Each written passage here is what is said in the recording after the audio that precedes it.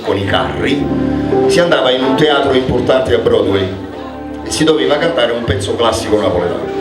Il marito della signora Gloriana venne in albergo e disse: Santo, stasera dobbiamo cantare al teatro, non mi ricordo come si chiama, a Broadway.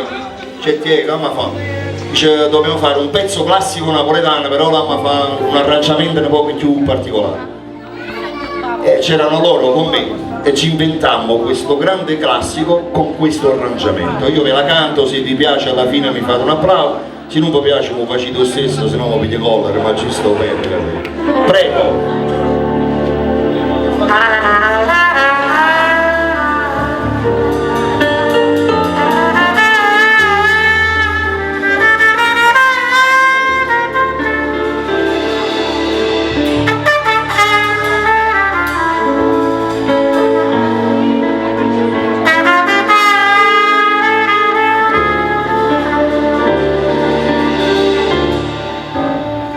Questa la voglio dedicare interamente per la famiglia Gambella.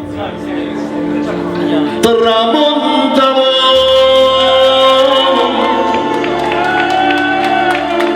e noi recitavamo una tema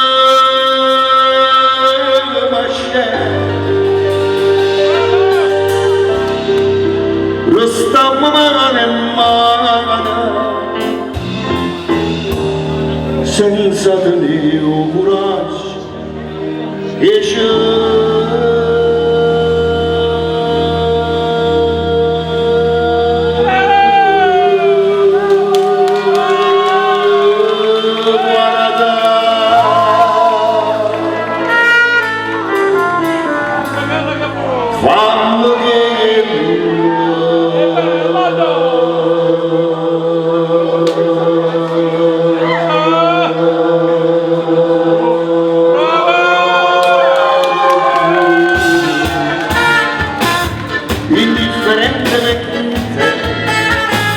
tanto saggio che sono, ma te non so più nero, e quando sto bene, tu mi aspettare mai, ma indifferente, se tu macci, io non venivo e ritorno. Mentre mi scippati e mi suò, non sento più dolore e non vengo più